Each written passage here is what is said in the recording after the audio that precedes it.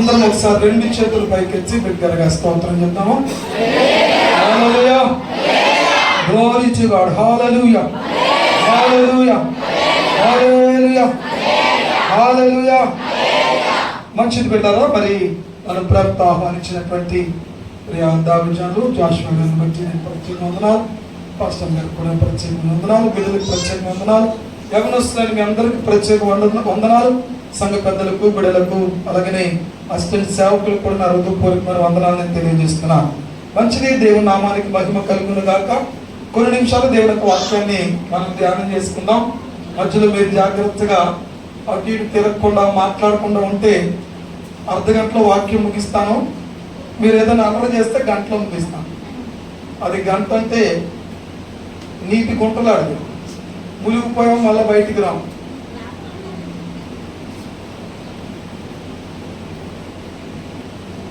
కరుణుడు నా తండ్రి, పరిశుద్ధానికి స్తోత్రాలు ఇస్తున్నాం. మాతో మాట్లాడుటకు సంసిద్ధంగా ఉన్న దేవా, మీ దాసులను బట్టి మరి ఉపవాసముల విధానం బట్టి స్తోత్రాలు. ఈ దినాన్ని చక్కటి ముగింపులోనికి మీరు తీసుకుని వచ్చాం. దేవానికి వందనాలు చెల్లిస్తున్నాం. ఈ దినాన్ని మీ దాసులను మీరు దీవించే దినము, సంఘాన్ని దీవించే దినము. ఏ ప్రార్థన అయితే మీ దాసులు చేస్తున్నారో ఈ నెల దినాలు, ఆ ప్రార్థనకి నీవు జవాబు అనుగ్రహించే దినము, కొట్లలో సమృద్ధిగా నిండేటువంటి దినం, ఒక న్యూ రెవల్యూషన్ లో సంఘాన్ని నడిపించే దినం. హల్లెలూయా. ఈ దినమును బట్టి ప్రత్యేక మీకు స్తుతులు అర్పిస్తున్నా. మీరే కార్యములు జరిగించి మహిమ పొందు. దుష్టుని యొక్క ప్రతి ఆలోచన లయం చేస్తుంటున్నా. మీ నామాన్ని ఉచ్చించుకున్నాం. యేసు నామం అడిగి కొంచెం తండ్రి, ఆమేన్. హల్లెలూయా. మంచిది పెట్టారు. దైవజనులు ఈ నెల రోజుల ఉపవాసం నుండి ఆయన చేసిన మొట్టమొదటి పని ఏంటంటే తన ప్రార్థన అనే బలిపీఠాన్ని కట్టుకున్నారు. ఆమేన్. ఏం కట్టుకున్నారమ్మా? ప్రార్థన అనే బలిపీఠాన్ని కట్టుకున్నారు. ఈ రోజున అంశం కూడా బలిపీఠము అనే దాని గురించి కొన్ని మాటలు మీకు తెలియజేయాలని నేను ఆశపడుతున్నా. మనందరికి తెలుసు, బలిపీఠము అనబడినటువంటిది చెక్కబడినటువంటి రాళ్లతో తయారు చేయబడుతుంది. ఆమేన్. బలిపీఠం కట్టబడాలి అని అంటే మొదట రాతిని చెక్కితేనే కానీ అది బలిపీఠము ఖచ్చితమైనటువంటి షేపులోనికి రాదు. బలి అర్పణ తర్వాత కానీ బలిపీఠం అనేది చాలా ప్రాముఖ్యమైనది. హల్లెలూయా. బలిపీఠం మీద అర్పించే బలి ఎంత గొప్ప విషయమో, బలి పశువు అర్పించడానికి కట్టేటువంటి బలిపీఠము కూడా అంతే అద్భుతమైనటువంటిది. బలిపీఠాన్ని కట్టడానికి చెక్కిన రాళ్లను ఉపయోగిస్తారు. అబ్రహామును మనం చూసినప్పుడు, ఇస్సాకును మనం చూసినప్పుడు, యాకోబును చూసినప్పుడు, మన పాత నిబంధన గ్రంథము నుండి మన పితరుల చరిత్రను కనుక మనం చూస్తే వాళ్ళందరూ కూడా బలిపీఠాన్ని కట్టేటప్పుడు చక్కటి రాళ్ళను చెక్కి బలిపీఠాలు కట్టారు. అంతేకాదు, వాళ్ళ కొరకైతే తాత్కాలికమైన గుడారాలు వేసుకునేవారు, దేవుని కొరకైతే ఖచ్చితమైన బలిపీఠాన్ని కట్టేవారు. దేవుని స్తోత్రం కలుగును గాక.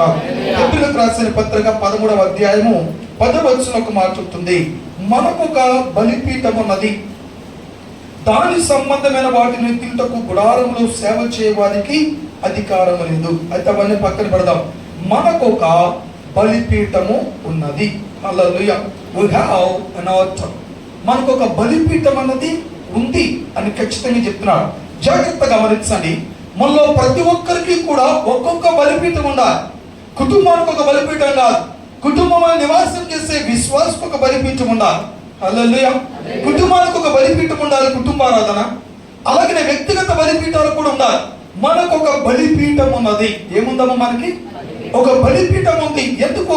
హెబ్రీయులకు రాసిన పత్రికలో అపోస్తలుడైన పౌలు ఈ ఖచ్చితమైన విషయాన్ని చెప్పాడు అని అంటే మనకు ఒక బలిపీఠం ఉండాలి. బలిపీఠము అన్నది కట్టబడాలి. నేను ఇంతగా చెప్పాను కదా, అబ్రహామును పిలిచి దేవుడు అబ్రహాముగా ఉన్నప్పుడు ఆదికాండం 12వ అధ్యాయంలో నీ తండ్రి ఇంటిని, నీ తల్లి ఇంటిని, నీ దేశాన్ని, నీ ప్రాంతాన్ని, నీ బంధుమిత్రులను అందరినీ విడిచిపెట్టి వచ్చి నేను చూపించేటువంటి దేశానికి ప్రయాణము. ఎందుకంటే నేను చూపించే దేశంలో నేను అత్యంత ఆశీర్వాదము చేతను, దీవెన చేతను నింపి, నిన్ను శపించే వారిని శపించి, నిన్ను ఆశీర్వదించే వారిని నేను ఆశీర్వదించబోతున్నాను గనక నువ్వు ఒక ప్రత్యేకమైనటువంటి జీవితాన్ని జీవించాలి. అందుకని మొదట నీ తండ్రి ఇంటిని విడిచిపెట్టు అన్నాడు.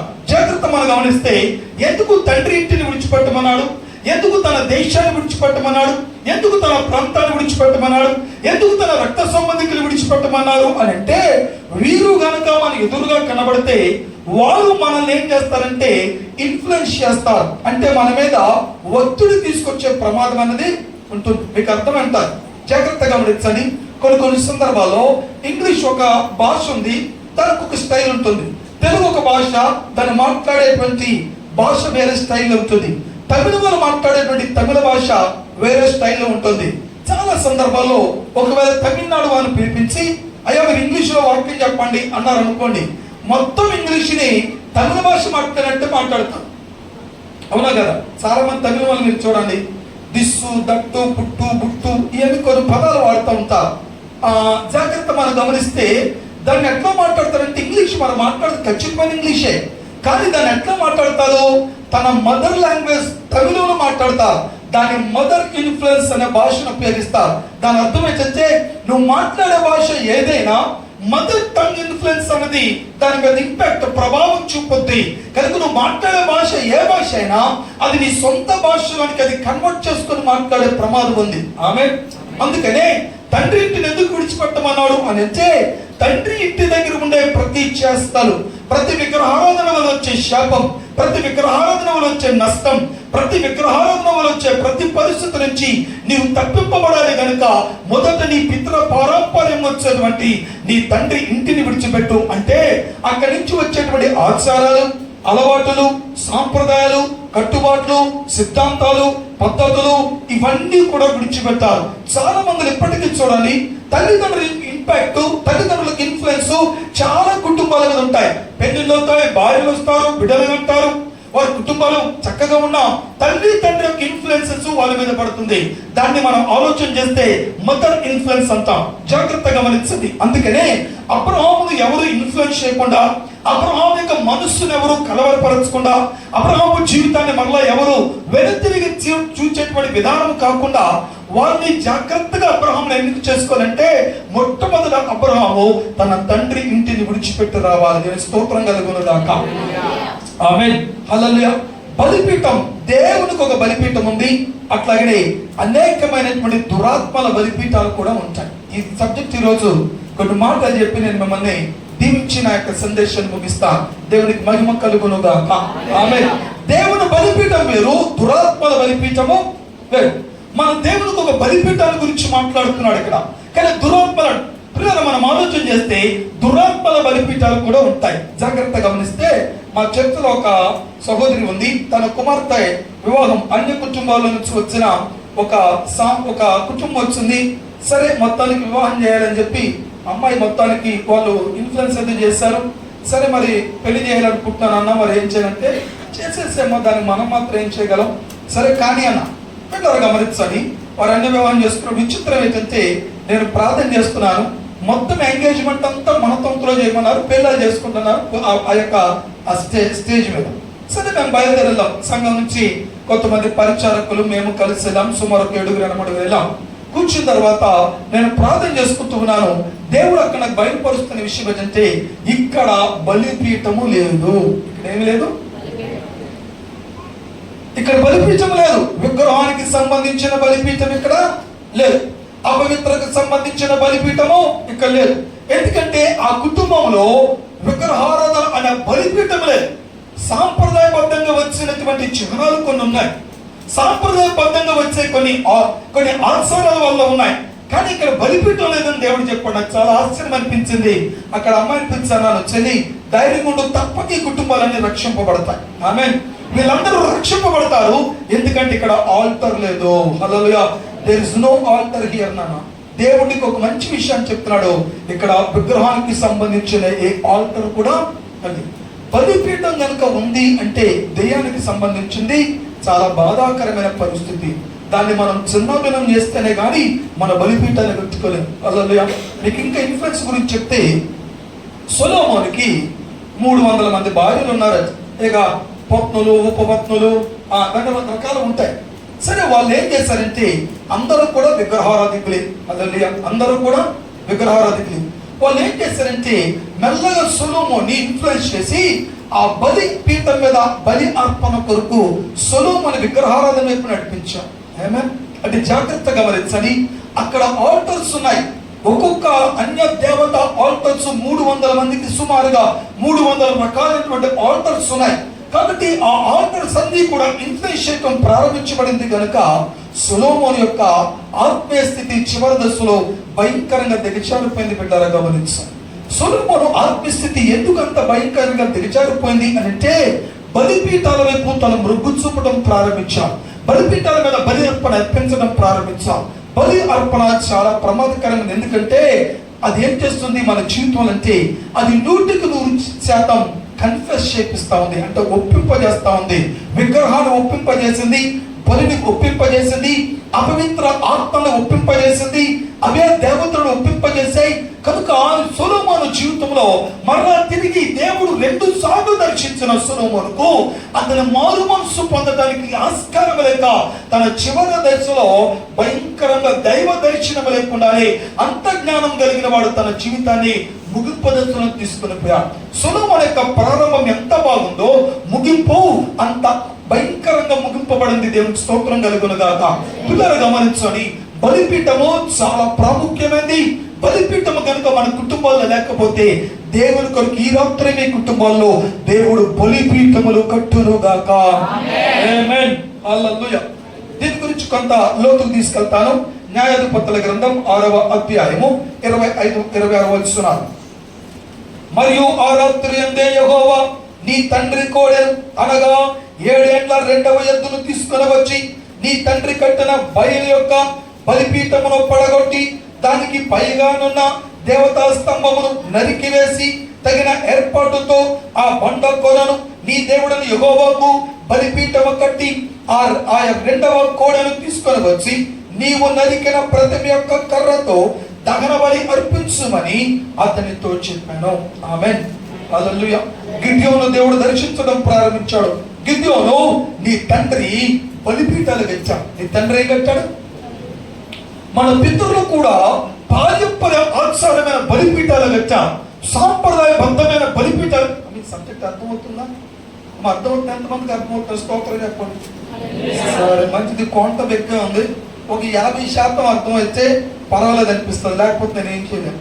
అదే జాగ్రత్తగా గమనించాను. చాలా సబ్జెక్ట్స్ ఉన్నాయి కానీ ఎందుకు దేవుడు దీని గురించి తీసుకున్నారు మనం జాగ్రత్తగా గమనించు. పిల్లరా, గిద్యోను దేవుడు దర్శించంటాడు, నీ తండ్రి కట్టినటువంటి ఆ బలిపీఠాలన్నీ పడగొట్టు. హల్లెలూయా. నీ తండ్రి దేనికి బలిపీఠం కట్టాడంటే బయలుకు బలిపీఠాలు కట్టాడు. దేనికి కట్టాడమ్మా? బయలు దేవతకు బలిపీఠాలు కట్టాడు. జాగ్రత్తగా గమనించండి. శాపకరమైన బలిపీఠాలు కడతారు కొన్ని కుటుంబాలు, అసభ్యకరమైన బలిపీఠాలు కడతారు కొన్ని కుటుంబాలు. నా ప్రియతల్ని, మీరు ఎంత కన్నీరు గడిచినా మీ భర్తలు ఎందుకు మారటంలే? మీరు కన్నీరు గడిచినా ప్రాంతాలు ఎందుకు రక్షపడటంలే? మీరు కన్నీరు గడిచినా సొసైటీ ఎందుకు మారటం లేదంటే వారు తమ జీవితంలో వేదనకరమైన బలిపీఠాలు కట్టారు. మొదట మీరు బలిపీఠాలు పడగొట్టారు. హల్లెలూయా. నా భర్తను మార్చేయ అంటే కష్టం. హల్లెలూయా. నా భర్తను మార్చేయా, నా ఎపలబిడలు మార్చేయా, ఈ లోకాన్ని మార్చేయా అంటే చాలా కష్టం. కానీ నీవు చేయాల్సింది ఏంటంటే ఏ బలిపీఠాలు ఉన్నాయో నీకు తెలుసు. హల్లెలూయా. కొన్ని ప్రాంతాలకు వెళ్తే భయంకరమైన వ్యభిచారం, పుట్టిన పిల్లలు వ్యభిచారపు చూపులు, భర్త భార్య వ్యభిచారపు చూపులు, రోడ్డు మీద వెళ్ళిపోతుంటే వ్యభిచారపు చూపులు. కొన్ని ప్రాంతాలు ఆ యొక్క వ్యభిచారపు బలిపీఠాలు కట్టబడతాయి. కొన్ని ప్రాంతాల్లో శాపకరమైన బలిపీఠాలు కట్టబడతాయి. కొన్ని కుటుంబాలు మీరు చూస్తే ఒక ప్రాంతం అంతా చూస్తే గంజాయి తాగే వారు కనబడతా. కొన్ని ప్రాంతాలకు వెళ్తే ఆ రకరకాలైనటువంటి త్రాగుడుకు బానిసైనటువంటి వారు. అంతెందుకు వరుస మీరు చూడండి, ప్రతి ఒక్కరి చేతిలో గుట్టా ప్యాకెట్ ఉంటుంది, ప్రతి ఒక్కరి నోరు గుట్కాతో మునిగిపోతుంది. ప్రతి కుటుంబము కూడా అసభ్యకరమైనటువంటి విధానంలో మునిగిపోతారు. వారి ఆచారాలు కారణం ఏంటంటే ఆ ప్రాంతాల్లో ఈ యొక్క గుట్కా బలిపీఠాలు కట్టబడ్డాయి. హల్లెలూయా.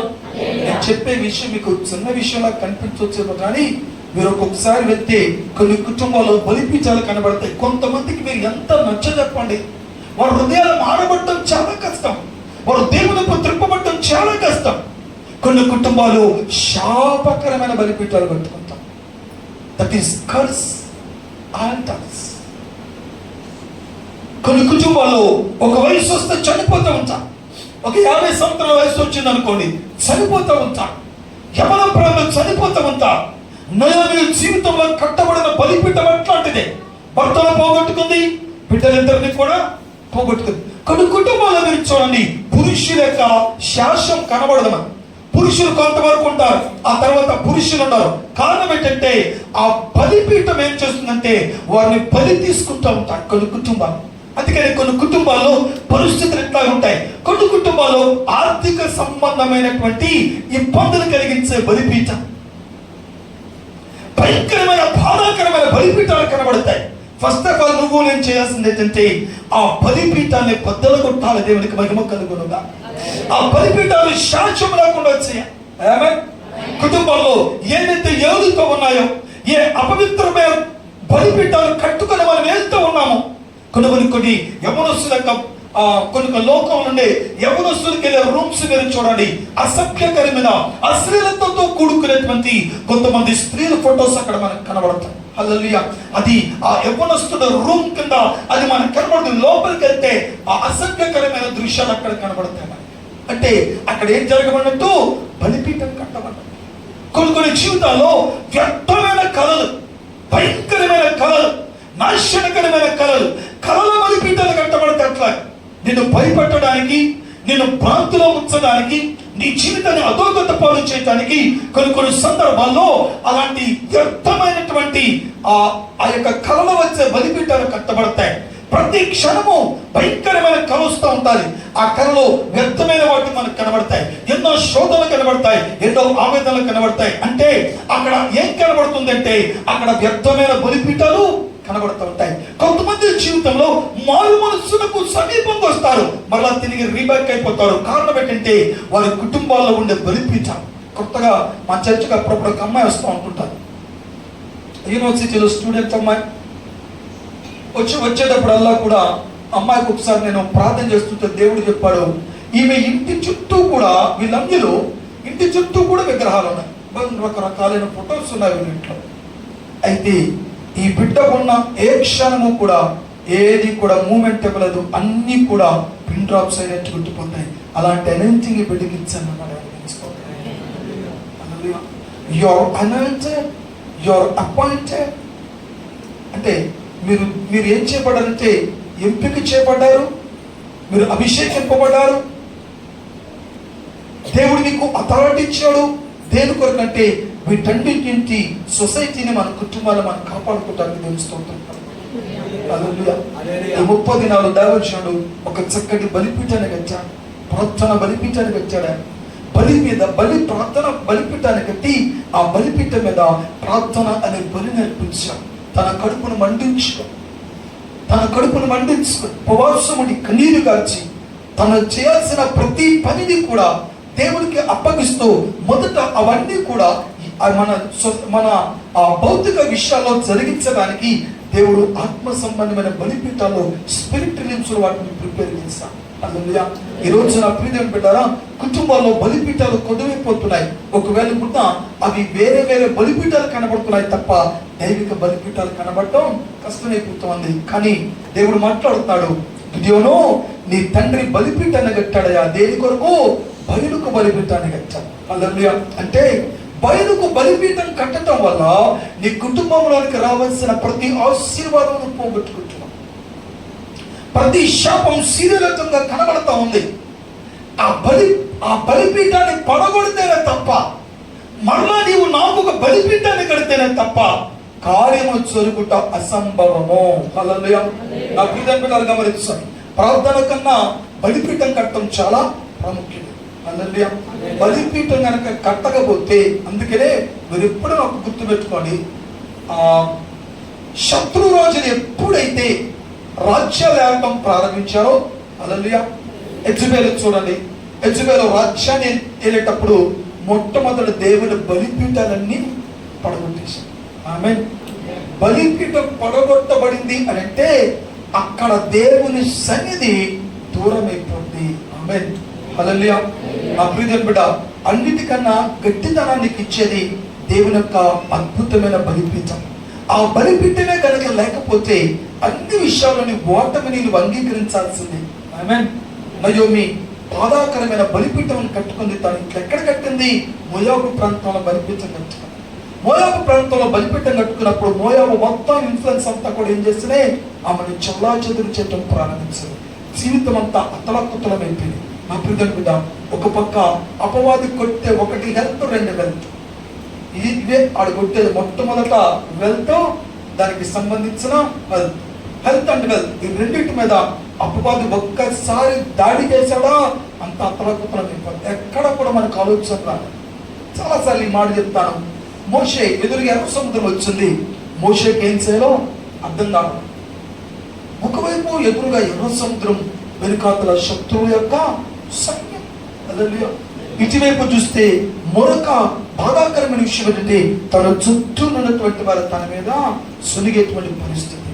అలాంటి పరిస్థితిలో మోషే అంటే చూడండి, నేను ఎప్పుడు మాట చెప్తాను. ఒక సింహాన్ని ఐనాస్ అంటే అడవి కుక్కలు టార్గెట్ చేస్తే చుట్టూ ఏం చేస్తాయి తల్లి?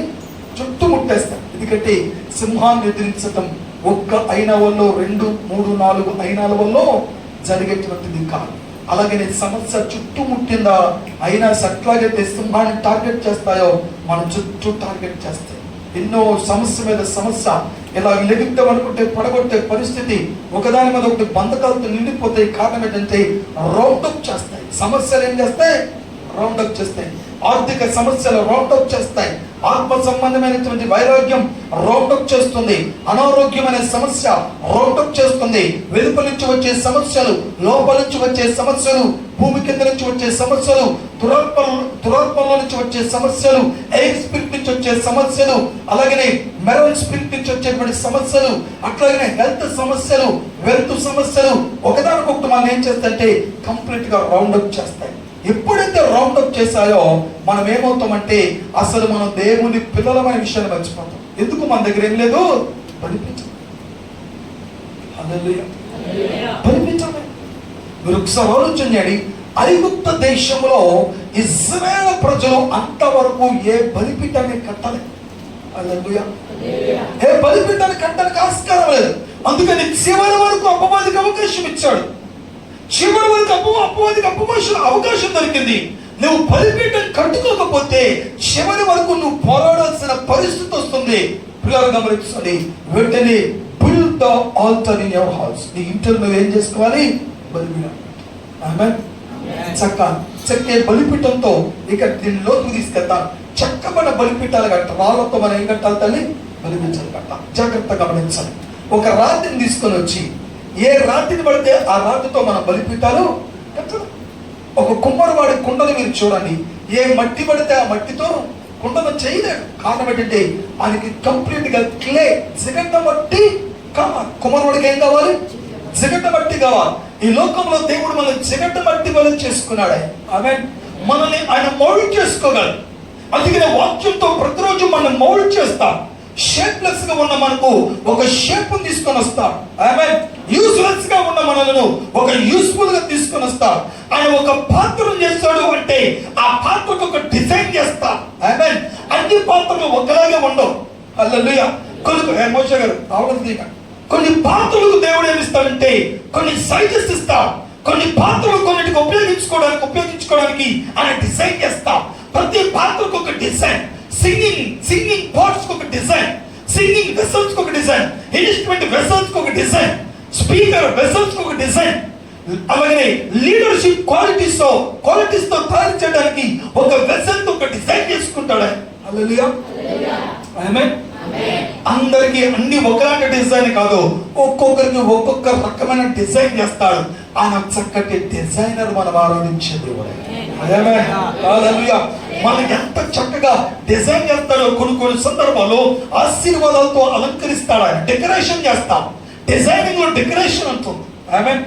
ఇల్లు కట్టుకున్నామంటే 4 స్తంభాలు నిలబెట్టి గోడలు కట్టేసి దానికి ఒక బుట్టి పెట్టేసి సున్నాలో లేకపోతే మంచి పెయింటింగ్ సూపర్ హిట్ అవుతుంది. దానికి ఏం చేస్తాం? ఎలివేషన్ తీసుకొస్తాం, ఆర్కిటెక్ట్ ఇంజనీర్ తీసుకొని వస్తాం. ఎలివేషన్ కి ఒక మంచి డిజైన్ ఇచ్చేటువంటి ఆర్కిటెక్ట్ ఇంజనీర్ తీసుకొస్తాం. సివిల్ ఇంజనీర్ కి ఆర్కిటెక్ట్ ఇంజనీర్ కి తేడా ఉంటుంది. సివిల్ ఇంజనీర్ లోనే ఆర్కిటెక్ట్ ఇంజనీర్ సపరేట్ గా ఉంటారు.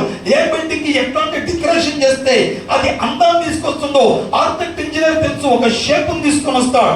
ఒక భవంతికి, ఒక నిర్మాణానికి ఒక అందాన్ని తీసుకొని వచ్చేటువంటి వాడు ఆర్కిటెక్ట్ ఇంజనీర్. నా ప్రియతమైన బిడ్డ, మన దేవుడు ఇంజనీర్ ఉన్నాడు, ఆర్కిటెక్ట్ ఇంజనీర్ కూడా ఆయన ఉన్నాడు. దీని స్తోత్రం కలుగును గాక. మట్టి నుంచి మనల్ని మమోఘమైన పాత్రలుగా చేస్తాడు. మొట్టమొదటి మన సృష్టి జగతి మట్టి సృష్టి. దాని స్తోత్రం కలుగును గాక. అన్యుల వలె మనం నశించిపోవడానికి దేవుని చేత మనము సృష్టింపబడలేదు. దేవుడితో ప్రత్యేకమైన తలంపులతో, తలాంతులతో, ఒక ఉద్దేశంతో మన అందరినీ డిజైన్ చేసుకున్నారు. ఆమేన్. ఒకరిని సేవకునిగా డిజైన్ చేశాడు. ఒకే మట్టి నుంచి, హల్లెలూయా, ఒకే చికట మట్టి నుంచి. కొంతమందిని లోక సంబంధమైన మట్టి, అది వ్యర్థమైన వాటికి తప్ప దేవుని కొరకు ఉపయోగపడే పాత్రలుగా దేవుడు వాటిని సృజించుకోలేదు. దేవుడు మనం సృజించుకోవడంలో మొట్టమొదటి మన సృష్టి క్లే అంటే జిగట్టి మట్టిగా దేవుడు ఏం చేస్తున్నాడు? జిగట మట్టి దేని కొరకంటే ఎలాంటి పరిస్థితి వచ్చినా నేనున్నాను ప్రభువా అంటానికి జిగట మట్టి సాదృశ్యం. ఆమేన్. హల్లెలూయా. మీకు అర్థమైందా? ఎన్ని శోధనలు వచ్చినా ప్రభువా నేనున్నాను, ఎన్ని బాధలు వచ్చినా ప్రభువా నేనున్నాను, ఎన్ని ఆవేదనలు వచ్చినా ప్రభువా నేనున్నాను, ఎన్ని పరిస్థితులు ఎట్లా వచ్చినా నేనున్నాను ప్రభువా అని చెప్పడానికి ఆడు జిగట మట్టిని దేవుడు ఏర్పాటు చేశాడు. ఆమేన్. మన పుట్టుక జిగట మట్టి పుట్టుక. ఆమేన్. అంతేకాదు, కుమ్మరు వాని చేతిలో ఆ జిగట మట్టిని సారి మీద పెడితే ఆయన డిజైన్ చేసే విధానం అమోఘంగా ఉంటుంది. దేవుడికి మహిమ కలుగును కాక. అలాగే దేవుడు చక్కగా మనం డిజైన్ చేసుకున్నాం. చక్కగా భర్తలు డిజైన్ చేస్తాడు, భార్యను డిజైన్ చేస్తాడు, కుటుంబాన్ని డిజైన్ చేస్తాడు. ఇంకా అమూల్యమైనటువంటి అలంకరణలతో దేవుడు మనల్ని అలంకరించడానికి ఆయన సిద్ధంగా ఉన్నారు. హల్లెలూయా. దయచేసి మీ దేవుడు ఇచ్చినటువంటి అథారిటీని ఉపయోగించుకుని బలిపీఠాలు కట్టాం. మనం ఎన్నెన్నో చేయాలనుకుంటాం, కానీ సింపుల్ గా మనం చేసేది ఏంటంటే ప్రార్థన జీవితాన్ని మనం కోల్పోతూ ఉంటాం. ఒకడు గంటల కొద్ది ప్రార్థన చేస్తాడు, ఒక్కడు 10 నిమిషాలు ప్రార్థన చేస్తాడు. గంటల కొద్ది ప్రార్థన చేసిన వాడికన్నా 10 నిమిషాలు ప్రార్థన చేసి అమూల్యమైన జవాబు పొందుకునే వారిని చాలా మంది నేను చూస్తాను. హల్లెలూయా. కారణం ఏంటంటే వాడికి దేవుణ్ణి ప్లీజ్ చేసే విధానం తెలుసు. 10 నిమిషాలు దేవుని దగ్గర నుంచి జవాబు తీసుకొని వచ్చే బలిపీఠాలు కట్టుకుంటాడు. ఆమేన్. హల్లెలూయా. దానికి ఉదాహరణ మీరు చూడండి. పూర్వకాలంలో బైబిల్ మనం తెరిచి దాని మీద ఏం పెట్టుకున్న వాళ్ళే గీతలు పెట్టుకుని బైబిల్ చదివితే మంచి వచనం వస్తే ఏం చేసేవారు? గీతలు పెట్టుకున్నారు. ఇప్పుడు టెక్నాలజీ బాగా పెరిగిపోయింది. సెల్ ఫోన్ లో చూసుకొని దాంట్లో మనం మార్క్ చేసేసుకోగలుగుతున్నాం. రెండోది, ఏ రిఫరెన్స్ ఎక్కడ ఉంది బైబిల్ చూస్తే దాని కింద రిఫరెన్స్ ఇచ్చేస్తున్నాడు. అంత పెద్ద కష్టపడాల్సిన అవసరం ఇప్పుడు లేకుండానే దేవుడు గ్యాడ్జెట్స్ ఇచ్చేసాం. ఆమేన్. అంటే జాగ్రత్త గమనించాలి. ఆ గ్యాడ్జెట్స్ లోకం అప్డేట్ అవుతుండగా మనం కూడా వాటితో పాటు ఏమవుతా ఉండాలి? అప్డేట్ అవుతుండాలి. ఎందుకంటే పాతకాలపు ప్రసంగాల్లో లోతైన అనుభవాలు ఉండేవి కాదు, మర్మాలు ఉండేవి కాదు. బిడ్డలారా గమనించాలి. ఇప్పుడు చంటి బిడ్డలకు స్తుతుల మూలంగా దేవుడు ఏం కడుతున్నాడు? దుర్గాన్ని కడుతున్నాడు. ప్రతి ఒక్కరికి కూడా ఆయన తన స్పిరిట్ రిలిమ్స్ లో అపరిమితమైన జ్ఞానంతో దీవించి ప్రతి రహస్యాన్ని కూడా బయటకు తీసుకొని వస్తున్నాడు. దీని స్తోత్రం కలుగునుగా. అందుకనే తక్కువ పెట్టుబడితో ఎక్కువ లాభాన్ని ఆశిస్తా ఉన్నారు కదా ఇప్పుడు. అలాగే ఒక చిన్న ప్రార్థనకు గొప్ప జవాబు తీసుకొని రావచ్చు. హల్లెలూయా. బిడ్డలారా గమనించండి. బైబిల్లోనూ ఇవన్నీ కూడా ఎక్కడి నుంచి నేను తీసుకొని రా. చిన్న ప్రార్థనతో గొప్ప జవాబు పొందేటువంటి వారిని ఎంతో మందిని మనం చూస్తాం. ప్రభువా అంటే ప్రభు పలకరించే దాఖలాలు మనకు కనబడతాయి. సమస్య వచ్చినప్పుడు ఆయన పారిపోయే దేవుడు కాదు, ఆయన మన మధ్య ఉండే దేవుడు. అందుకనే కొత్త నిబంధన గ్రంథంలో శిష్యులకు ఆత్మ సంబంధమైన బలిపీఠాలు కట్టేటంత వరకు కూడా దేవుడు వారు వెనువెంట ఉండటం ప్రారంభించారు. ఆమేన్. అందుకని పౌలు అంటాడు, మనకు ఒక బలిపీఠం ఉన్నది. హల్లెలూయా. హల్లెలూయా. We have an altar. మనకు ఒక బలిపీఠం ఉంది. ఆ బలిపీఠం మీద మనం బలి అర్పించబద్దులమైనా. హల్లెలూయా. కాబట్టి దేవుడు అంటాడు, గిద్యోను నీ తండ్రి పితృ పారంపర్య ఆచారాలతో బయలుకు బలిపీఠాన్ని కట్టాడు. ఆ భయపడి కట్టాడో ఏమో నాకు తెలియదు కానీ హల్లెలూయా. బయలుకు భయపడాలి బలిపీఠం కట్టుంటాడు. ఆ బయలుకి భయపడో భీతితో ఒక బలిపీఠాన్ని కట్టాడు. సొసైటీకో లోకానికో జడిసి పెట్టారా. అలాంటి బలిపీఠాలు కట్టుకోవటం వల్ల మన జీవితం అంతా కూడా వ్యర్థంగానే ముగిసిపోతుంది. అందుకనే ఖచ్చితంగా చెప్తాడు, ఆ రాత్రి యెహోవా నీ తండ్రి కోడెను అనగా 2 ఏళ్ల 7 ఏళ్ల రెండవ ఎద్దును తీసుకొని వచ్చి నీ తండ్రి కట్టిన బయలు యొక్క బలిపీఠమును పడగొట్టు. మొదట నువ్వు కట్టబడాలి అంటే మొదట పితృపారంపర్య ఆచారాలు వచ్చే బలిపీఠాలు పడగొట్టాం. ఆమేన్. అమ్మ, ఒక వరలో 2 కత్తులు దూరుతాయా? ఒక వరలో 2 కత్తులు దూరుతాయా? మీకు అర్థమలేదు అనుకుంటా. మనకి ప్యాంట్కి 2 కాలుకి కన్నాలు కనబడతాయి. ప్యాంట్ అంటే అలాగే ఉంటుంది కదా. ఒకసారి చూసుకోండి, ప్యాంట్కి 2 గొట్టాలు కనబడతాయి. ఒక గొట్టంలో 2 కాలు పెడితే పడతాదా? పడతాం. ఇప్పుడు మీకు అర్థమైంది. అలాగే ఒక వర టైట్గా ఉంటుంది. ఒక కాలు పట్టే ప్యాంట్ ఎట్లా ఉంటుందో టైట్గా ఉంటుంది వర. ఆ వరలో కత్తి పెడితే అదే కత్తిలో కనపడుతుంది. ఇంకెక్కడ గాలి దూరే గ్యాప్ ఉండదు. జస్ట్ లాగితే రావడం పెడితే లోపల పోవడం. అలాంటి ఆ వరలోనికి 2 కత్తులు దూరటము అసంభవం. అట్లాగనే మన హృదయంలో 2 బలిపీఠాలు కట్టుకోవటం కూడా అసంభవం. దేవుని కొరకు ఒక బలిపీఠము, లోకం కొరకు ఒక బలిపీఠం. మీకు అర్థమైందా? అయినా మనం కట్టేసుకోవడం నేర్చుకున్నా. సంఘం అంటే సంఘానికి సంబంధించిన బలిపీఠం, బయటికి వెళ్తే బయటికి సంబంధించిన బలిపీఠం. ఇక్కడ ఉంటే ప్రైస్ లో బలిపీఠాలు కట్టేస్తారు. అక్కడికి వెళ్తే ప్రైస్ట్ మాస్టర్ బలిపీఠాలు కట్టేస్తారు. హల్లెలూయా. భక్తితో ఒక బలిపీఠం కడతాం, భక్తిహీనతో ఒక బలిపీఠం, వాక్యంతో ఒక బలిపీఠం, లోకంతో ఒక బలిపీఠం, ఓటుతో ఒక బలిపీఠం, ఓళ్ళతో ఒక బలిపీఠం. ఆమేన్. పరిశుద్ధులతో ఒక బలిపీఠం, అపరిశుద్ధులతో ఒక బలిపీఠం. సంఘం అంటే మనలాంటి మంచి పరిశుద్ధులతో ఒక బలిపీఠం. ఎక్కడైనా కాలేజీలో కానీ పనిచేసే చోటకు కానీ వెళ్ళిపోతే అక్కడ వాళ్ళతో కట్టుకునే బలిపీఠాలు. మనం పతనమైపోవడానికి ఇదే కారణం పెట్టారు. ఇలాంటి బలిపీఠాలు కట్టుకుంటే దేవుడు బలిపీఠం మీద దేవుడు మౌనం ఉంటాడు, మాట్లాడు, జవాబు రాదు. నీకు అర్థమవుతుందా? ఏదైనా అసలు బలిపీఠం కట్టాం. హల్లెలూయా. విశ్వాసంతో ఉంటే విశ్వాసమైన బలిపీఠం కట్టుకోవాలి. అవిశ్వాసము బలిపీఠాన్ని కట్టడానికి వీలు లేనే విశ్వాసం. నేనేమంటానంటే ఉప్పెన లాంటిది మన పైన పడినా మనకి ఏ ఢోకా లేకుండా బ్రతికించుకునే దేవుని మనం ఆరాధన చేస్తాం. Hallelujah. You have to create a great altar, construct a great altar in your life. మీ జీవితంలో బలిపీఠాలు కట్టాలి. ఇంట్లో ఒకవేళ అవిశ్వాసమైనటువంటి వారు ఎవరైనా ఉంటే అవి పడగొట్టేటట్టుగా బలిపీఠం. బిడ్డారా, ఈ న్యాయాధిపతుల గ్రంథం ఇక్కడ చూస్తే ఇక్కడ గిట్యోను ఏం చేశారంటే తన తండ్రి బలిపీఠాన్ని మొత్తం ధ్వంసం చేసేసి. హిజ్కియాని మీరు చూడండి, హిజ్కియా మొత్తం బలిపీఠాలన్నీ పడగొట్టేశారు. హిజ్కియా కాలంలో హిజ్కియా పరిపాలనకు వచ్చినప్పుడు హిజ్కియా చేసిన గొప్ప పని ఏంటో తెలుసా? యూదారాజుగా మొత్తం బలిపీఠాలన్నీ కూడా డిస్ట్రాయ్ చేసి అవతల పడేశారు. ఏ అపవిత్రమైన బలిపీఠము కూడా ఎక్కడ దేశంలో లేకుండా సమూల ధ్వంసం చేసేసారు. అట్లాగనే మోషే కాలంలో తయారు చేయబడిన ఇత్తడి సర్పాన్ని తీసుకొని వచ్చి ఇశ్రాయేలు ప్రజలు నెగుస్తుము అనే దేవతగా దాన్ని ప్రతిష్ఠించి దానికి మొక్కుబడులు చేయడం ప్రారంభించారు. నెగుస్తుము దేవతని చిన్న భిన్నం చేసేస్తాడు. హిజ్కియా దేవుని స్తోత్రం కలుగును గాక. అంటే నీ ఇంటిలో దేవునికి అయిష్టమైన శాపకరమైన ఏ బలిపీఠం ఉండడానికి వీళ్ళే. ఆమేన్. హల్లెలూయా. ఏ శాపకరమైన బలిపీఠం ఉండడానికి వీళ్ళే, అపవిత్రమైన బలిపీఠం ఉండడానికి వీళ్ళే. కొన్ని సందర్భాలు ఇంటిలో 2 రకాలైనటువంటి మనుషులు ఉంటారు. కొందరు దేవుడిని ఆరాధిస్తే కొంతమంది బలిని ఆరాధించేవారు ఉంటారు. అట్లాంటి కుటుంబాల్లో భయంకరమైన శోధన ఏంటో తెలుసా? వారికి అనారోగ్యం కలుగుతుంది.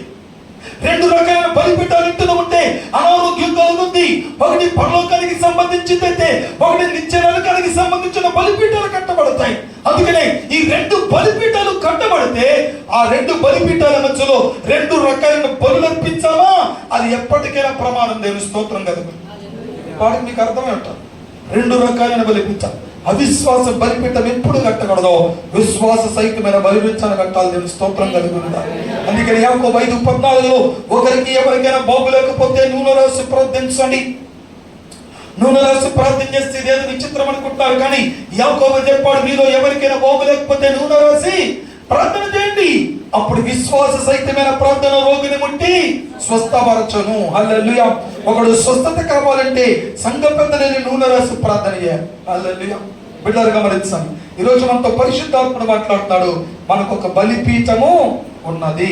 హల్లెలూయా. మనకు ఒక బలిపీఠము ఉన్నది. ఆ బలిపీఠం మీద నిత్యము బలి అర్పించబద్దులైన యాకోబు బలిపీఠాన్ని కట్టి బలి అర్పించా. అబ్రహాము బలిపీఠాన్ని కట్టి బలి అర్పించా.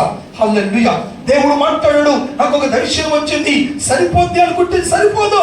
ఆ దర్శనం ఫుల్ఫిల్ అవ్వాలంటే మొదట బలిపీఠాన్ని కట్టాలి, ఆ తర్వాత బలి అర్పించాలి. చక్కగా చక్కాలి పెట్టాలి. జాగ్రత్తగా గమనించండి. ఒక రాయిని తీసుకొని వచ్చి చక్కగా చెక్కుతారు. గమనించాలి. చెక్కేటప్పుడు ఏమవుతుందంటే షేప్లెస్ గా ఉన్నటువంటి రాయి షేప్ లోకి వచ్చేస్తారు. ఆమేన్. అందుకని కొన్ని సందర్భాల్లో అన్నెసెసరీ ఫ్రెండ్స్ అని, అన్నెసెసరీ ఎంప్లాయీస్ అని కానీ, అన్నెసెసరీ పీపుల్ కానీ, అన్నెసెసరీ అంటే రక్త సంబంధికులు, అనవసరమైన రక్త సంబంధికులు, అనవసరమైన స్నేహితులు, అనవసరమైన ఉద్యోగస్తులు, అనవసరమైన వ్యక్తులను దేవుడు ఏం చేస్తాడంటే షేప్ చెక్కడానికి అవన్నీ కూడా కట్ చేస్తాను. నువ్వు అనుకుంటావు, ఎందుకు వీళ్ళు నాకు దూరం అయిపోయా, ఎందుకు వీళ్ళు నాకు దూరం అయిపోయా. జాగ్రత్తగా దేవుడికి ఒక ప్రణాళిక ఉంటుంది. వాళ్ళు ఒకప్పుడు నీకు అవసరం, ఇప్పుడు నీకు అవసరం లేదు. ఆమేన్. వాళ్ళు ఒకప్పుడు నీకు, కొంతమంది సంఘంలో కూడా చూడండి, కొందరు కొంత టైం ఉండి వెళ్ళిపోతారు. ఎందుకంటే దేవుని దృష్టిలో వాళ్ళు నీకు అవసరం లేదు. అది దాని అర్థం. జాగ్రత్తగా గమనించాం. మీకు అర్థమయ్యే విషయం చెప్తా. మనకి ఇక్కడ స్లాబ్ వేయటానికి ముందు దీనికి డెక్కింగ్ పెట్టారు. మీకు గుర్తుండే ఉంటారు. స్లాబ్ వేసినప్పుడు ఎంతమంది ఉన్నారు ఇక్కడ? ఈ చర్చ కట్టేటప్పుడు స్లాబ్ వేశారు కదా. కొన్ని హస్తాలు లేచే దేవుని స్తోత్రం కలుగును గాక. హస్తాలు అంటే ఈ స్లాబ్ ముందు ఏం చేశారంటే పిల్లర్లన్నీ అయిన తర్వాత చక్కగా డెక్కింగ్ పెట్టారు. డెక్కింగ్ పెట్టి డెక్కింగ్ మీద ఏం చేశారు? స్లాబ్ని లేరేసారు. స్లాబ్ని లేరేసి 21 days సంథింగ్ ఎన్ని రోజులు బాగా వాటర్ పెట్టి స్లాబ్ అంతా కూడా బాగా ఒక చక్కటి స్ట్రాంగ్నెస్ వచ్చినంత వరకు, స్లాబ్ బాగా నిలబడినంత వరకు ఉంచి 21 రోజులు అయిన తర్వాత 22వ రోజుని ఒక్కొక్క కర్ర పీకుతా ఉంటే అరే ఏమైపోద్దో అని చిన్న బెంగ మనకు కనబడది. ఆ కర్రలన్నీ తీసిన తర్వాత ఈ స్లాబ్ నిలబడిపోవటం ప్రారంభించబడుద్ది. దేవుడు కొందరు స్నేహితులను, దేవుడిని జీవితంలో కొందరు రక్త సంబంధికులను, కొందరు తోటి సహకారులను డెక్కింగ్ వల్ల అప్పగిస్తాడు నీ మినిస్ట్రీలో. దేవుడి స్తోత్రం. ఆ తర్వాత వాళ్ళు అవసరం లేకపోతే డెక్కింగ్ అవతల పట్టిస్తాడు, నిన్ను నిలబెట్టడం ప్రారంభిస్తాడు. తెలుసుకోండి. మనం కూడా చర్చ కట్టేటప్పుడు టైల్స్ ఇచ్చేటువంటి వారు, ఇటుకలు ఇచ్చేటువంటి వారు, సిమెంట్ ఇచ్చేటువంటి వారు, అట్లాగనే డిజైన్ చేసేటువంటి వీళ్ళందరూ కూడా రకరకాలైనటువంటి మనుషులందరూ పరిచయం అయిన తర్వాత నాకు చాలా కృతజ్ఞత వచ్చింది. ఎప్పటికీ వాళ్ళు చేసే మేలు నేను మర్చిపోకూడదు. హల్లెలూయా. There is the power in the heart of the gratitude. అంటే హృదయంలో ఎప్పుడైతే మనము కృతజ్ఞతా భావం కలిగిన జీవితాన్ని జీవిస్తామో అది చాలా శక్తివంతమైనటువంటిది. నా హృదయం చాలా ఉప్పొంగింది. మంచి టైంలో వీరు నాకు వచ్చి సహాయం చేశారు, ఆర్థికంగా నాకు సహాయం చేశారు, అట్లాగనే మెటీరియల్ పరంగా నాకు సహాయం చేశారు. కాబట్టి వీళ్ళు చేసిన మేలను ఎప్పుడు జీవితంలో మర్చిపోకూడదని, కృతజ్ఞతగా జీవించాలని కూడా కనబడినప్పుడు థ్యాంక్స్ చెప్దాం అనుకున్నాను. ఆ తర్వాత మొత్తం చర్చ అంతా అయిపోయిన తర్వాత అందులో సుమారుగా 90% మంది నాకు కనబడకుండా పోయారు. చర్చలు కాదు, బయట 90% మంది కనబడకుండా పోయారు. దేవుణ్ణి అడిగాను. అప్పుడు దేవుడు చెప్పాడు, they are called for taking. వాళ్ళు దేని కొరకు పిలువబడ్డారంటే నిన్ను నిలబెట్టడానికి పిలువబడ్డారు వాళ్ళు. ఆమేన్. కొన్ని సందర్భాల్లో నిన్ను నిలబెట్టడానికి కొందరు మనుషులు తీసుకొని వస్తాం. దేవుడు స్తోత్రం కలగాలి. వారితో నీకు పర్మనెంట్ రిలేషన్షిప్ ఉండకూడదు, వారిని పర్మనెంట్ స్ట్రక్చర్ గా వారిని చూడకూడదు. They are called only for the temporary purpose. Amen. Hallelujah. కనబడని చూడండి, కొన్ని ప్లాస్టిక్ గ్లాసులు మనం తీసుకొని వస్తాం మంచినీళ్ళు తాగడానికి, కొన్ని పేపర్ గ్లాసెస్ తీసుకొని వస్తాం, కొన్ని గాజువి, కొన్ని స్టీల్ గ్లాసెస్ తీసుకొని వస్తాం. కొన్ని స్టీల్ గాజు గ్లాసెస్ మనం పర్మనెంట్ గా పెట్టుకుంటాం. బట్ పేపర్ ప్లాస్టిక్ గ్లాసులు ఏం చేస్తాం? యూస్ అండ్ త్రో చేస్తాం. దాని స్తోత్రం కలుగును గాక. కొన్ని సందర్భాలు కొందరిని దేవుడు అందుకొరకు ఏర్పాటు చేస్తాం. అందుకనే నువ్వు ఖచ్చితమైన బలిపీఠాన్ని కట్టుకోవాలి. ఆమేన్. హల్లెలూయా. అంటే దేవుడిలో జ్ఞానాన్ని పెంపొందించుకోవాలి బిడ్డలారా. దేవుడు ఇచ్చిన జ్ఞానం అపరిమితమైనటువంటిది. కొన్ని సందర్భాల్లో స్నేహితులు కూడా మనం మోసం చేసి వెళ్ళిపోతాట. నేనేమంటానంటే శత్రువు నాయసుని ఎప్పుడు కోరుకోవాలి. ఎందుకంటే దేవుడు శత్రువు మధ్యలో మనకు భోజనం పెట్టిన దేవుడు. నిన్ను ఎవడైనా ఇచ్చాడు అనుకో, ఆ నాయసుని ఎప్పుడు ప్రార్థన చేస్తాం, ఆయన దేవుడు తీసుకుంటాం. నిన్ను ఎవరు లేదని అన్నాడు అనుకో, శాపాలు పాపం మనం లెక్క కాకుండా మరి శాపాలు పెట్టారు. ఏమీ జరగలేదు. కారణం ఏంటంటే వాడిని శత్రువుగా దేవుడు అపాయింట్ చేశాడు. ఒక మాట చెప్పరా, గొల్లియాతు లేకపోతే దావీదుకి విలువే ఉండేది కాదు. అవునా కదా? గొల్లియాతు లేకపోతే దావీదుకి విలువ లేదు. ఫరో చక్రవర్తి లేకపోతే మోషే అహరోనులకు విలువ ఉండేదే కాదు.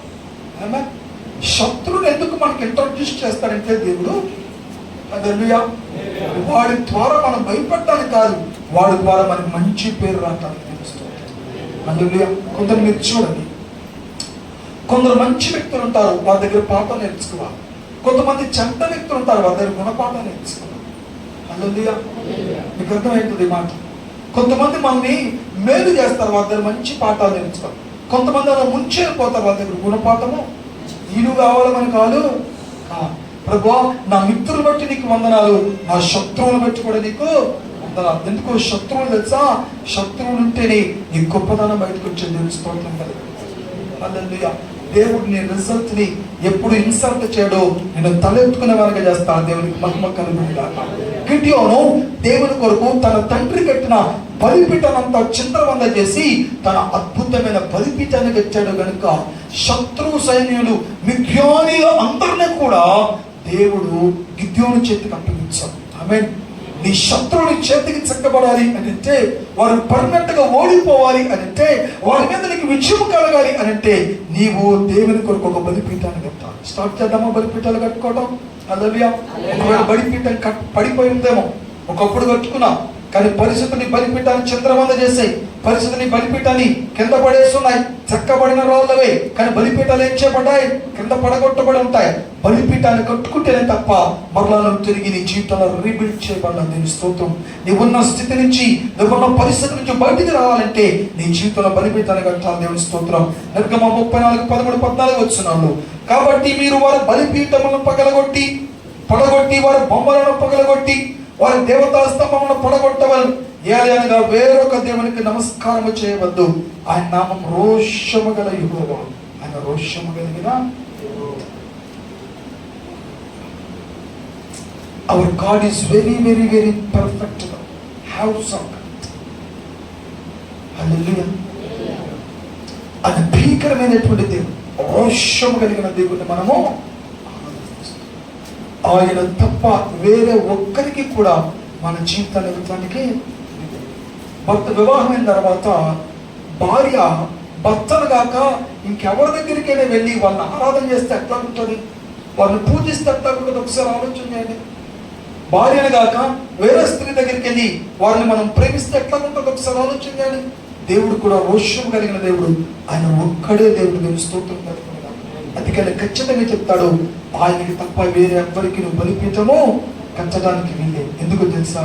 ఆయన అద్భుతకరమైన కార్యాన్ని జరిగించే దేవుడు. అంతేకాదు ఆదికాండం 35:7 చూస్తే, అతడు తన సహోదరుని ఎదుట నుండి పారిపోయినప్పుడు దేవుడు అక్కడ తనకి ప్రత్యక్షమైన గనుక అక్కడ బలిపీఠమును కట్టి ఆ చోటికి ఏల్ బెతేల్ అని పేరు పెట్టారు. హల్లెలూయా. ఏల్ బెతేల్, ఏల్ అనే హెబ్రీ మాటకి దేవుడు అని అర్థం. బెతేల్ అనే మాటకి, బేతేలు అనే మాటకు పిల్లలు గమనించండి, దేవుని మందిరము అనే అర్థం. దేవుని మందిరములో ఉన్న దేవుడు అనే దాని యొక్క అర్థం. అందుకని ఎల్ బెతేల్ అనే పదాన్ని అక్కడ యాకోబు వాడటం చూస్తూ మనం. దేవుని స్తోత్రం కలుగును గాక. ఆయన బలిపీఠాన్ని కట్టాడు. ప్రభువా, నీవు ఇక్కడ నివాసం చేసేటువంటి దేవుడవు, నీవు యెహోవా షమాగా ఉన్నావు. ఇక్కడ బెతేల్లో నీవు యెహోవా షమాగా ఉన్నావు. నీవు మమ్మల్ని చూస్తున్నావు, నీవు మా పరిస్థితి చూసే దేవుడివి. హల్లెలూయా. దేవుడు చూచాడు అంటే పక్క నుంచి నేను తప్పించుకుని వెళ్ళిపోవడానికి కాదు, ఆయన చూచాడు అని అంటే నీ జీవితాన్ని మార్చడానికి చూచాడని అర్థం. నేను స్తోత్రం కలిగి ఉన్నది. అందుకని యెహోవా పిల్లలు గమనించండి, యెహోవా షమ్మా అనేటువంటి పదాన్ని వాడతారు. యెహోవా షమ్మా చూచేటువంటి దేవుడు. హల్లెలూయా. ఆయన నీ స్థితిని చూస్తాడు, నీ పరిస్థితిని చూస్తాడు, నీ అంతరంగాన్ని చూస్తాడు, నీ పేరుని చూస్తాడు, నీ బలాన్ని చూస్తాడు, నీ బలహీనతను చూస్తాడు, నీ అవసరతను చూస్తాడు, నీ మాధ్యాన్ని చూస్తాడు, నీ ఘనతను చూస్తాడు, నీ ఘనహీనతను చూస్తాడు, నీ అవసరతను చూస్తాడు, నీ అనవసరమైనటువంటి వ్యాధులను చూస్తాడు. హల్లెలూయా. నీ రోగాన్ని, నీ వేదను, నీ బాధను, నీ ఆర్థిక ఇబ్బందులను, నీ పరిస్థితి ప్రభావాన్ని అంతటిని కూడా చూచే దేవుడు. అందుకని అన్నాడు, యాకోబు పేరు పెట్టాడు, ఏల్ బెతేల్ యెహోవా షమ్మావి నీవు. హల్లెలూయా. నీవు చూచే దేవుడు ప్రభువా. హాగరుంది, నీవు చూచే దేవుడు ప్రభువా. నా స్థితిని చూచావు, నా పరిస్థితిని చూచావు, నా స్థితిగతులు చూచావు, నా కన్నీరుని చూచావు, నా బిడ్డ వేదన చూచావు. హల్లెలూయా. ఒక్క బిడ్డయా, వాడికి కనీసం నీళ్లు పెట్టుకోవడానికి కూడా పరిస్థితి ఏం బాగాలేదు. అందరి చేత వెలివేయబడి తుమ్మికిపోబడ్డాం. దేవుడు ఏం చేశాడంటే hour God is the creator. Creator అన్న మాటకు అర్థం ఏంటంటే సృష్టి. దేని సృష్టికర్త? అంతరిక్షానో, భూగోళనో, సముద్రానో, మనిషినో, సొసైటీనో, సంఘానో, చెట్లను, లేకపోతే జీవరాశులను సృష్టించే సృష్టికర్త కావచ్చు. కానీ అంత మాత్రమే కాదు. ఆయన ఎలాంటి వాడంటే నీకు జాబ్ని క్రియేట్ చేయడం, ఆమేన్, నీకు ఎంప్లాయ్మెంట్ క్రియేట్ చేస్తా, నీకు మినిస్ట్రీని క్రియేట్ చేస్తా, నీకు హెల్త్ని క్రియేట్ చేస్తా, నీకు వెల్త్ని క్రియేట్ చేస్తాడు. Everything depending on the trust or belief. Hallelujah. నమ్మకం మీద ఆధారపడాలి. వాక్యాన్ని విని వదిలేస్తే ఏ ప్రయోజనం ఉండదు. ఎన్నిసార్లు మొత్తుకునేదే చెప్తా. మీరు వాక్యాన్ని విని రిసీవ్ చేసుకోవాలి. ఆమేన్, హల్లెలూయా. చివరిలో కొన్ని బ్లెస్సింగ్ వర్డ్స్ దేవుడికి మాట్లాడు. బ్లెస్సింగ్ వర్డ్స్ నేను మీకు ఇస్తాను, జాగ్రత్తగా గమనించాలి. మనం చేయాల్సిన గొప్ప పని ఏంటంటే ఒక బలిపీఠాన్ని కట్టాలి. ఏం కట్టాలి? బలిపీఠం పని అయిపోయిన తర్వాత కట్టాలి, పనికి ముందు కూడా. హల్లెలూయా. దేవుడు యాకోబును దర్శిస్తే ఆ దర్శనాన్ని అర్థం చేసుకొని దేవుని కొరకు ఒక చక్కటి బలిపీఠాన్ని కట్టాలి. హల్లెలూయా. నేనేమంటుందంటే నీ ప్రతి అవసరత స్పిరిట్ రిలీమ్స్ లో దేవుడు ప్రిపేర్ చేస్తాడు. హల్లెలూయా. స్పిరిట్ రిలీమ్స్ లో ప్రిపేర్ చేస్తాడు. ఆ స్పిరిట్ రిలీమ్స్ లో ప్రిపేర్ చేసిన ప్రతి అవసరంతో కూడా నీ ఫిజికల్ వరల్డ్ లో రావడానికి కొంత టైం పడుతుంది. అందుకనే వాగ్దానం ఫుల్ఫిల్ అవడానికి టైం పడుతుంది. ఆమేన్. దేవుడు అబ్రాహామును పిలుస్తున్నాడు. అబ్రాహాములో ఉన్నప్పుడే మాట్లాడాడు. అబ్రహాములో ఉన్నప్పుడు చక్కటి కార్యం జరిగిస్తానన్నాడు. జాగ్రత్త గమనించండి. 25 సంవత్సరాలు పట్టింది అబ్రహాము ఆ వాగ్దానాన్ని స్వతంత్రించుకుంటాడు. ఎందుకు అబ్రహామును అంతవరకు వెయిట్ చేయించలేదు అంటే అబ్రహామును ఆ ఆశీర్వాదం పొందటానికి ఆయన అర్హులుగా మార్చాలి కనుక అంత టైం పట్టింది. ఆయన అవిశ్వాసం పోయి విశ్వాసాన్ని ఆయన పెంపొందించుకోవటానికి బిడ్డలు గమనించాలి. మనలో కూడా అన్క్వాలిఫైడ్ మనమందరము కూడా క్వాలిఫైడ్ కానటువంటి వారు, ఫెయిల్ అయిపోయినటువంటి వారు దేవుడు ఎన్నిక చేసుకున్నాడు. వెర్రివారు దేవుడు ఎన్నిక చేసుకున్నాడు. అడుగువారు దేవుడు వెనక్కి చేసుకున్నారు. వ్యక్తులు దేవుడు ఎన్నిక చేసుకున్నారు. ఈ లోక సంబంధమైన జ్ఞానం సిగ్గుపడుతున్నారు. లోక సంబంధ వ్యక్తులు సిగ్గుపరచడానికి దేవుడు మనల్ని ఎన్నిక చేసుకున్నారు. ఈ రాత్రికి రాత్రి దేవుడు మనల్ని ఎన్నిక చేసుకొని తెల్లవాడు మనం మాట్లాడమంటే మాట్లాడగలమా? హల్లెలూయా. అందుకని కొన్ని నెలలు, కొన్ని సంవత్సరాలు, కొంతమందికి కొన్ని వారాలు, కొంతమందికి కొన్ని తరాలు కూడా వారి జీవితంలో మెరుగుపరుస్తూ టైం తీసుకుంటాడు దేవుడు. హల్లెలూయా. ప్రతిదానికి కూడా ఆయన మొట్టమొదట ఆయన తన వాక్కును బయలుపరిచి, వాగ్దానాలను బయలుపరిచి అవన్నీ ఫుల్ఫిల్ చేయడానికి టైం తీసుకుంటాడు. అయితే నీవు నేను చేయాల్సిందేటో తెలుసా? బలిపీఠం కట్టాలి. నిర్గమాకాండం 15:10 చూస్తే మోషే కూడా ఒక బలిపీఠాన్ని కట్టాడు. ఆ బలిపీఠానికి యెహోవా నిస్సి అని పేరు పెట్టాడు. మంచిది. చాలా మంది తెలియని బలిపీఠాలు కట్టుకుంటారు. ఏ బలిపీఠాలమ్మా? కొంతమందికి తెలియదు. అవిశ్వాసపు బలిపీఠం, అవిశ్వాసపు బలిపీఠాలు కట్టబడతాయి కొంతమంది జీవితాల్లో. అమ్మ ఏం కట్టబడతారా? అస్సలు నీలో అవిశ్వాసం ఉందని నీకు తెలియదు. నీలో నెగిటివ్ సామర్థ్యం ఉన్నాయని నీకు తెలియదు. నీలో అసమర్థత అనేది ఉందని నీకు తెలియదు. నీలో ఫెయిల్యూర్స్ ఉన్నాయని నీకు తెలియదు. మనం అనుకుంటాం మనం 100% పర్ఫెక్ట్. ఆ మధ్యకాలంలో నీట్ ఎగ్జామ్స్ ఉన్నాయి కదా. నీట్ ఎగ్జామ్స్ రాసేటప్పుడు మన చర్చలో ఒక అబ్బాయి చాలా చక్కగా నీట్గా అవన్నీ కూడా బబుల్స్ చేసుకుంటూ వచ్చిన తర్వాత మనోడికి ఆల్రెడీ ఆ స్కోర్ ఏంటో అర్థమైపోయింది. నేను ఎంబీబీఎస్ ఫ్రీ సీట్కి సెలెక్ట్ అయిపోయాను అని చాలా ఊర్లో వెళ్ళిపోయారు. అక్కడికి వెళ్ళిపోయి ఇక్కడికి సెలబ్రేషన్స్ జరిగిపోయినాయి, అన్నీ అయిపోయినాయి. తీరామని చూసి ఆ స్కోర్ వచ్చేసరికి ఆయన చేసినవన్నీ కరెక్టే, బట్ బబులింగ్ చేసేటప్పుడు అవన్నీ కూడా ఆ బౌండరీస్ నుంచి, ఆ గుండ్రం గుండె వలయం నుంచి బయటికి అక్కడక్కడ జరిగేసరికి అవన్నీ కూడా మైనస్ పాయింట్లోకి వెళ్ళిపోయినాయి. మన సెలబ్రేషన్ అంతా కూడా అర్థమైపోయింది. మీకు అర్థమైందా? ఐఎమ్ పర్ఫెక్ట్ అని ఎప్పుడు మనం అనుకోకూడదు. మనలో దేవుడు చూస్తే ఎన్నో లోపాలు కనబడతాయి. ఆఫ్టర్ ఆల్ ఒక ఎగ్జామ్ చేసేటువంటి పేపర్ దిద్దేవాడు, లేకపోతే కంప్యూటర్లోనో ఆ ఎగ్జామ్ ఫిల్ చేసి ఆ షీట్ కనుక పెడితే అన్ని లోపాలు డిస్కవర్ చేసి బయటకు తీసుకొచ్చి నువ్వు అన్క్వాలిఫైడ్ అని చెప్పిందే. హల్లెలూయా. మరి దేవుడు డిస్కవర్ చేస్తే మనలో ఇంకెన్ని ఆ క్వాలిఫికేషన్ నేను విన్నట్టు ఒకసారి ఆలోచన చేయండి. అది జాగ్రత్తగా గమనించండి. మనం కూడా ఓవర్ కాన్ఫిడెన్స్ వెళ్ళిపోకూడదు. నాకు చాలా విశ్వాసం ఉంది పాస్టర్ గారు, ప్రతిరోజు ప్రార్థన చేస్తాను పాస్టర్ గారు, ప్రతిరోజు వాకింగ్ చెప్తాను పాస్టర్ గారు, ప్రతిరోజు మందిరానికి వెళ్ళిపోతాను పాస్టర్ గారు, పరిచయం చేసేస్తాను పాస్టర్ గారు, బట్ నథింగ్ హ్యాపెన్ పాస్టర్. ఏమి హల్లెలూయా. మనలో ఉండే లోపాలు మనం తీసుకోవాలి.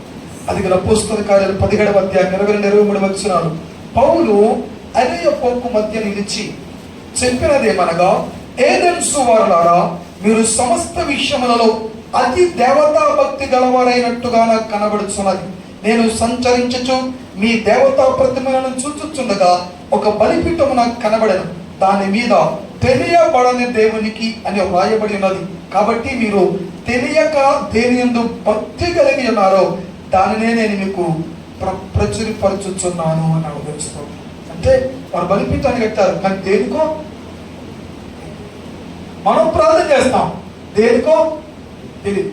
మనం ఉపవాసం ఉంటాం, దేనికో తెలియదు. మనం మందిరానికి వెళ్తాం, దేనికో. అలాంటి బలిపీఠాలు ఉన్నాయి మీలో కొందరు హృదయాలు. మీకు అర్థమవుతుందా? ఆరాధన చేస్తున్నాం ఎందుకో, భక్తి చేస్తున్నాం ఎందుకో. హల్లెలూయా. అక్కడ రాయబడిన మాట ఏంటంటే, we constructed a great altar, we are worshiping, but we don't know which kind of God we worshiping. మేము బలిపీఠానికి కట్టాం, ఆరాధన చేస్తున్నాం, కానీ ఏ దేవుడికి ఆరాధన చేస్తున్నామో మాకు తెలియదని చక్కగా ఒప్పుకుని రాశారండి. అప్పుడు అపోస్తలుడైన పౌలు చెప్పాడు, ఏథెన్సు వారలారా, మీరు అతి భక్తి కలిగినటువంటి వారని మాకు తెలుసు. మీరు ఒక బలిపీఠాన్ని కట్టుకున్నారు, వండర్ఫుల్. దేవునికి ఖచ్చితమైన రిలేటెడ్గా ఉండే రిలేషన్లోకి వచ్చేసారు. అఫ్కోర్స్ చాలా మంచి విషయం. కానీ మీరు ఏ బలిపీఠాన్ని ఎందుకు కట్టారో, ఎవరి కొరకు కట్టారో మీకు తెలియబడని దాని కొరకు అని రాశారు. వండర్ఫుల్. ఆ తెలియబడని దాన్ని నేను మీకు విశదీకరిస్తాను. అందుకే దేవుని అనుకుంటాను. ఏదైతే మీరు తెలియకుండా బలిపీఠాలు కట్టుకున్నారో, తెలియబడని బలిపీఠాల వల్ల చాలా ప్రమాదం ఉంది. నీకు తెలియకుండా అవిశ్వాస బలిపీఠం, నీకు తెలియకుండా అవిధేయ బలిపీఠం, నీకు తెలియకుండానే వేదనకరమైన బలిపీఠం, నీకు తెలియకుండానే శాపకరమైన బలిపీఠం నీలోనే కట్టేసుకున్నావు. వాటన్నిటి నుంచి నిన్ను దేవుడు విడుదల పరచాలని దేవుడి రాత్రి బలిపీఠం కొరకు మాట్లాడుతున్నాను. దేవుని కొరకు ఒక బలిపీఠం కట్టాం. ఇకపోతే ఎలియా కాలంలో మనం చూస్తే కర్మేలు పర్వతం దగ్గర ఒక పడవకు కొట్టుబడిన బలిపీఠం కనబడుతుంది. ఏ బలిపీఠం అమ్మా? ప్రజలు 2 తలంపుల మధ్య ఉన్న ఎలియా కాలంలో దైవ బలిపీఠం కింద పడద్రోయబడింది. 850 మందిని బయలు అషేరాను ఆరాధించే వారి బలిపీఠాలు కట్టబడ్డాయి. ఇప్పుడు దేవుడు ఏమన్నాడంటే, వారికి మొదటి అవకాశం అంతా పోగొట్టుకున్నారు. ఆ తర్వాత దేవుడు ఏలియాకి అవకాశం ఇచ్చాడు, అన్యులు కూడా ఏలియాకి అవకాశం ఇచ్చాడు. పడవ త్రోయబడిన 12 రాళ్లను చక్కగా పెట్టి ఏం చేశాడు? బలిపీఠాన్ని కట్టాడు. హల్లెలూయా. పిల్లలు గమనించారు. గోత్రానికి ఒకటి చొప్పున 12 రాళ్లను పెట్టారు. ఇటు 3, ఇటు 3, అటు 3, ఇటు 3. మీకు అర్థమయ్యా? 4 3 12. హల్లెలూయా. ఒక మాట గుర్తుపెట్టి, ఒక 3 త్రిత్వానికి సాదృశ్యం, మరొక 3 త్రిత్వానికి సాదృశ్యం, మరొక 3 త్రిత్వానికి సాదృశ్యం, మరొక 3 త్రిత్వానికి సాదృశ్యం. మీకు అర్థమవుతుందా? తండ్రి కుమార పరిశుద్ధాత్మలకు సాదృశ్యం. హల్లెలూయా. అంటే ఈ 3 అంటే త్రిత్వము 4 కారణాల్లో ఈక్వలైజేషన్ ఉండాలి. దాని అర్థం ఏంటంటే, తూర్పు పడమర ఉత్తర దక్షిణ భాగాల్లో త్రిత్వమైన దేవుడు వ్యాప్తి చెంది ఉన్నాడు. ఆమేన్. హల్లెలూయా. అందుకనే ఈ త్రిత్వములో ఏకత్వం కలిగిన దేవుని కొరకు నువ్వు ఏం కట్టాలి? ఒక్క బలిపీఠం. హల్లెలూయా. ఏం కట్టాలి తల్లి? ఒక్క బలిపీఠం. బిడ్డలారా, ఈ బయలుకు అషేరకు రకరకాలైన బలిపీఠాలు కట్టబడ్డాయి, కానీ దానివల్ల ప్రయోజనం. కానీ దేవుని కొరకు ఒక్క బలిపీఠం కట్టి ఆ బలిపీఠం మీద బలి అర్పణ అర్పించి ఆకాశం ఉన్న దేవునికి ప్రార్థన చేయగానే పరలోకం నుంచి అగ్ని దిగి వచ్చింది. నా ప్రియదేవి బిడ్డ, ఒకవేళ ఒకప్పుడు నువ్వు బలిపీఠాన్ని కట్టుకొని ఉండొచ్చు, ఆ బలిపీఠం పడిపోయి ఉండొచ్చు. ఒకప్పుడు నీ జీవితంలో మంచి బలిపీఠాన్ని కట్టుకున్నావు, మంచిగా ప్రార్థన చేస్తావు, యథార్థంగా ఉవ్వెత్తున ఎక్కావు, యథార్థమైన పరిచయం కొరకు నేను అంకితం చేసుకున్నావు. దేవుని కొరకు ఏదో ఒకటి చేద్దామని ధనాన్ని సంపాదించి పరిచయంలో వాడబడాలని, సేవకులకు సహకరించాలని సదుద్దేశంతో మంచి బలిపీఠాన్ని కట్టుకున్నాం. ఆరోగ్యవంతమైన బలిపీఠం, ఆలోచనపరమైన బలిపీఠం, ప్రార్థనాపరమైన బలిపీఠం, ఉద్యోగపరమైన బలిపీఠం, సేవాపరమైన బలిపీఠం, అలాగనే దేవుని సంఘంలో పరిచయ బలిపీఠాన్ని కట్టుకున్నావు. కానీ పరిస్థితులు నిన్ను అతలాకుతలం చేశాయి. అషేరా బయలు అనేటువంటి ఎప్పుడైతే నీ చుట్టూ వ్యాప్తి చెందాయో, ఆర్థిక సమస్యలు, అషేరా బయలు ఆర్థిక సమస్యలకు సాదృశ్యం, అవన్నీ కూడా అనారోగ్య సమస్యలకు సాదృశ్యం. ఎప్పుడైతే ఈ సర్కమ్స్టెన్సెస్ పరిస్థితులన్నీ కూడా నీ మీద దాడి చేశాయో, నీ బలిపీఠం అకస్మాత్తుగా పడిపోయింది. ఒకప్పుడు అర్పించే అర్పణలు ఇప్పుడు లేవు. ఒకప్పుడు నువ్వు ప్రార్థించే విధానం ఇప్పుడు తగ్గిపోయాయి. ఒకప్పుడు నా భక్తి సన్నగిలిపోయాయి. నువ్వు మోకరిస్తే ఏవో ఆలోచన వస్తున్నాయి. నువ్వు కన్నీరు కాల్చలేకపోతున్నావు, అంగలార్చిపోతున్నావు, దేవునికి సరిగ్గా కనెక్టివ్ అవ్వలేకపోతున్నావు, దేవునితో దూరం అయిపోయావు, నీ ఆత్మీయ బలిపీఠం పడగొట్టుకున్నావు. ఈరోజు దేవుడు మరలా తిరిగి బలిపీఠాన్ని కట్టాలని కోరుకుంటున్నాడు. Hallelujah. Today is the rebuild of your altar. ఈరోజు నీ బలిపీఠాన్ని తిరిగి కట్టేటువంటి దినం ఇది. ఆమేన్, ఆమేన్. అంతేకాదు పితరుల పారంపర్యాచారాల శాపకరమైన, పాపకరమైన, రోతకరమైన, వేదనకరమైన, రుగ్మతకరమైన ప్రతి బలిపీఠాలు దేవుడు పడగొట్టాలని ఆశపడుతున్నాడు. ఆమేన్. గిడియోనుకు సెలవిచ్చిన ప్రకారము అపవిత్రమైన ప్రతి బలిపీఠాన్ని మనము కొట్టివేద్దాం. పెట్టారా? దేవుని కొరకు ఒక బలిపీఠాన్ని కట్టుకుందాం. హల్లెలూయా. నీ ఇంటికి నీవే ఆ బలిపీఠం అయినా, నీ భర్త కట్టిన ఓ విగ్రహపు బలిపీఠాలు పగలగొట్టు, నీ భర్త కట్టిన జూదపు బలిపీఠాలు పడగొట్టు, నీ భర్త తీసుకుని వచ్చిన శాపకరమైన బలిపీఠాలు కట్టు. నీ భర్త బయటకు వెళ్ళిన తర్వాత ఇంట్లోకి వస్తే కొంతమంది కుటుంబాల వేదన కనబడుతూ ఉంటాయి. ఎందుకు ప్రారంభమవుతుంది, ఎలా ప్రారంభం అర్థం కావాలి. వాడు వస్తూ ఏం తీసుకొస్తాడంటే ఆ బలిపీఠ మీద బలి అప్పం తీసుకొని భయంకరమైన దురాత్మలు తీసుకొచ్చేవారు చాలా మంది ఉన్నా. జాగ్రత్త గమనించాలి. ఈరోజు నీ కష్టానికి, నీ కన్నీటికి నీ ఇంటిలో ఉన్న అపవిత్రమైన బలిపీఠం. హల్లెలూయా. భయంకరమైన భక్తుల ద్వారా కొంతమంది క్యారెక్టర్లెస్ ఉమెన్స్ ద్వారా కట్టబడిన బలిపీఠాలు ఇక్కడ కనబడుతున్నాయి. బిడ్డలారా, జాగ్రత్త గమనించాలి. మీరు ప్రార్థన ద్వారా ఒక బలిపీఠాన్ని కట్టి మీ బలిపీఠం మీద మీరు ఖచ్చితమైన ప్రార్థన అర్పిస్తే ఆటోమేటిక్ మొత్తాన్ని కూడా బయలుదేరి అయిపోతాయి. నీ పరిస్థితులకు గల కారణం హల్లెలూయా ఈ సరౌండింగ్ ఉండేటువంటి స్పిరిట్స్ అటాకింగ్స్. మీరు మంచి ప్రార్థన చేయొచ్చు, బట్ జవాబు రావట్లేదు. కారణం ఏంటి తెలుసా? స్పిరిట్ అటాకింగ్స్ అవన్నీ కూడా స్పిరిట్ అటాకింగ్స్. జాగ్రత్త గమనించాలి. కన్నులు మూసుకోండి. ఒక 2 నిమిషాలు నేను మిమ్మల్ని ప్రార్థన నడిపించి ముగిస్తాను. బలిపీఠాలు కట్టుకుని వెళ్దాం ఇస్తాను నుంచి దోషపడండి. బలిపీఠాలు కట్టుకుని వెళ్దాం ఇస్తాను నుంచి. ఓ రిబానా షికి రిబియా యషిక మహోకార బాబా. ఎవరు దయచేసి అట్టలు జరుగుతూ పిన్ డ్రాప్ సైలెంట్ గా ఒక్క క్షణం దేవుడు ఆల్టర్స్ కట్టను గాక. ఏదో రకమైన ఆలోచనలు, ఆర్థిక పరమైన ఇబ్బందులు చుట్టుముట్టాయి, నన్ను రాండం చేస్తున్నాయి ప్రభువా, అయినా సోడ మరుగుతున్నాయి ప్రభువా. నువ్వు సింహమే, కానీ రౌండప్ చేసిన పరిస్థితి వల్ల ఓటమి ఎప్పుడు సింహం అంగీకరించదు. పోరాడుతుంది నా బిడ్డ. మై ఆల్టర్ మాస్టర్ రిగమా I rebuild power of God, rebuild my altar, rebuild. నేను ప్రార్థన చేయాలి. బలిపీఠం నా భార్యలో బలిపీఠం, నా భర్తలో బలిపీఠం కట్టబడదు కాక.